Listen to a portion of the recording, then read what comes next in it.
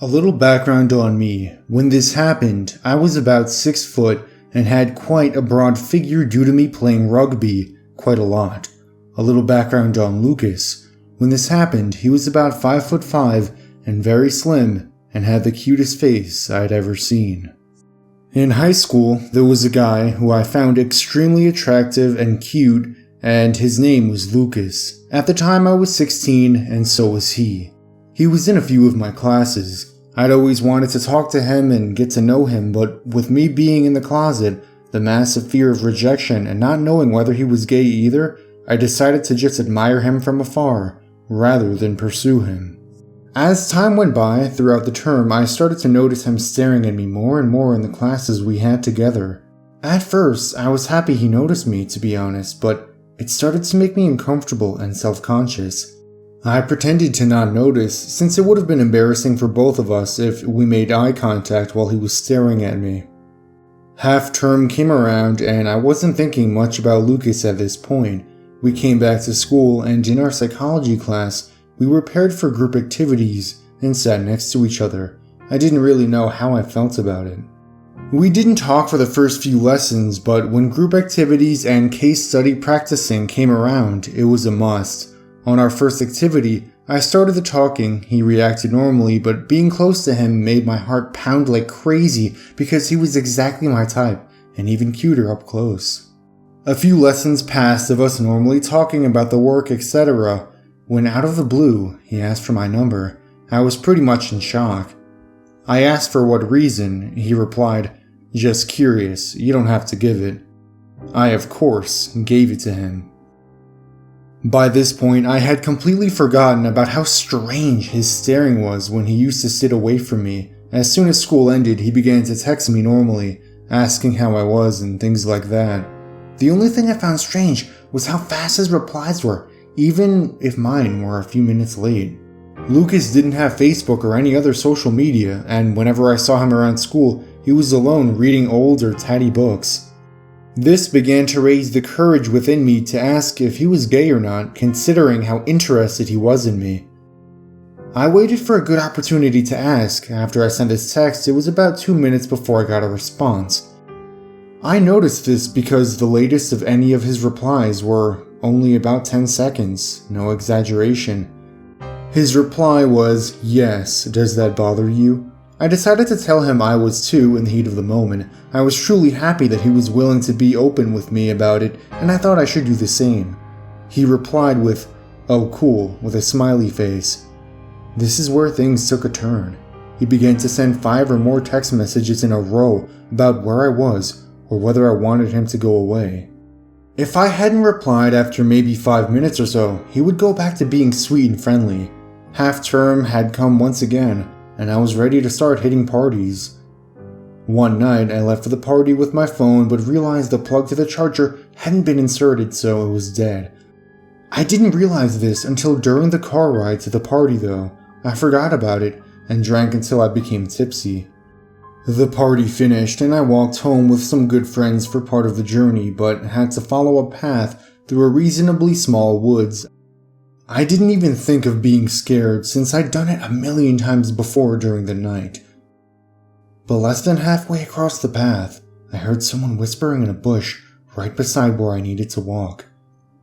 I truly felt my heart clench. I tried not to react much because I didn't want them to realize I was there. The whispering was repetitive and getting louder. I was contemplating what to do. Do I turn back or try to get past without this guy noticing? I had to make a split-second decision and thought it would have been dumb to walk all this way and turn back over maybe some homeless man. I still attempted to walk by without them hearing me. As I was walking, the whispering stopped. The leaves began to rustle, but slowly, as if something was moving slowly inside the bush. I should have began to run at that point, but I was frozen in fear of the unknown. I had no idea what was in that bush.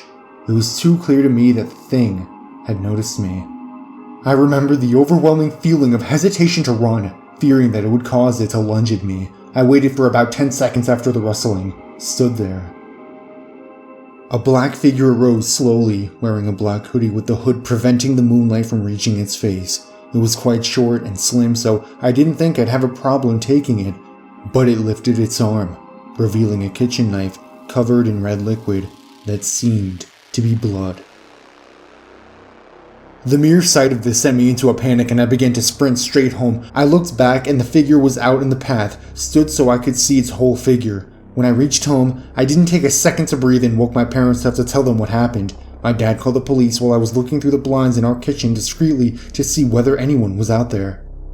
The next morning, we were told nothing was found, but they would look into it.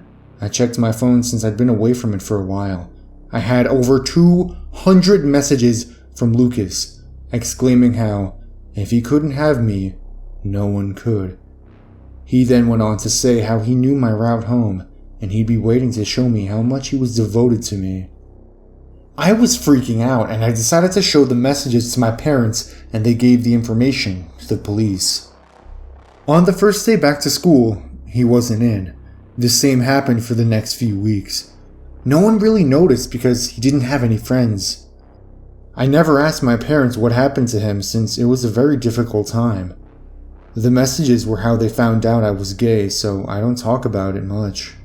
After asking the teachers if they knew anything, I noticed they all became clammy when the situation was brought up and avoided answering at all costs. I decided not to ask anymore because it seemed to make everyone uncomfortable, and to be honest, I wasn't sure if I wanted to know what happened to him. I'll never know whose blood was on that knife or whether it was even blood. If so, I assume it was his own. I'm now 20 and in university. To me now, this is a distant memory. I know this isn't as bad as some of the stories on here, but to me, it was truly a terrifying part of my life.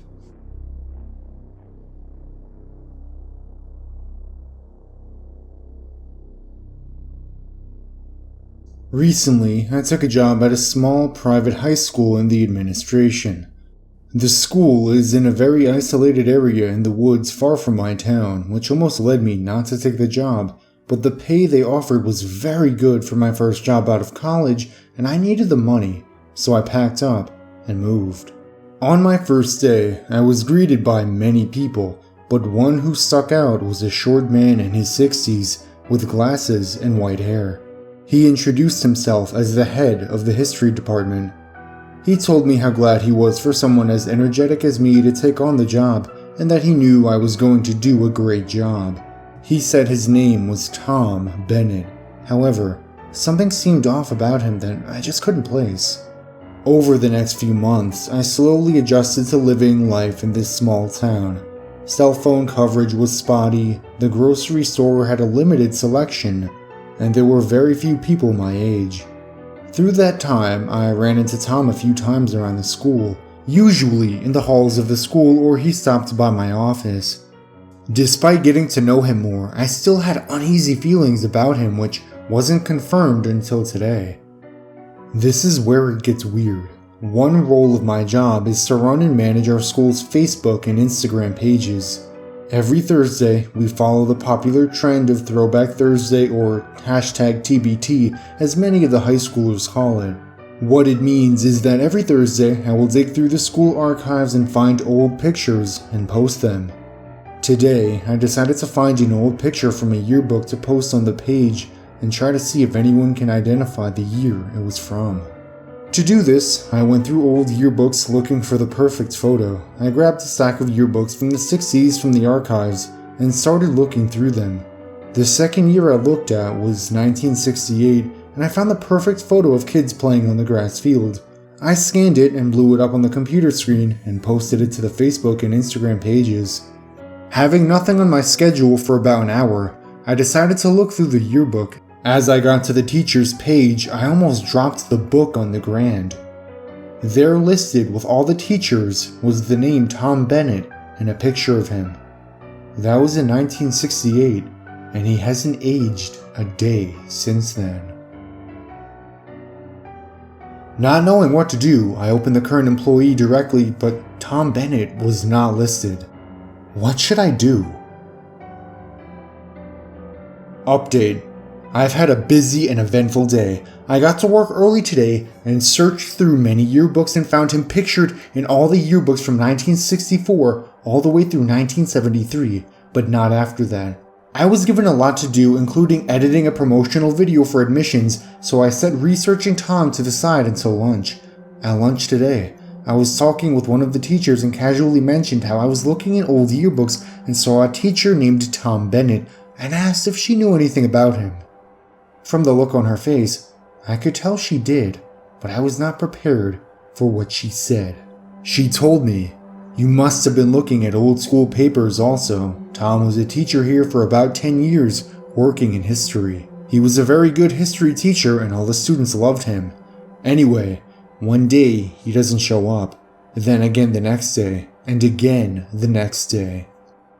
The school was unable to get a hold of him. Fearing the worst due to his old age, they showed up at his house with the police to find it completely a mess. Drawers are turned out, stuff is on the ground, but he's nowhere to be seen. He was never found again. The police investigated but found nothing.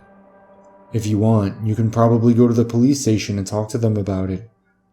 So, that's where I'm heading now, and I thought I'd let you guys know before I do.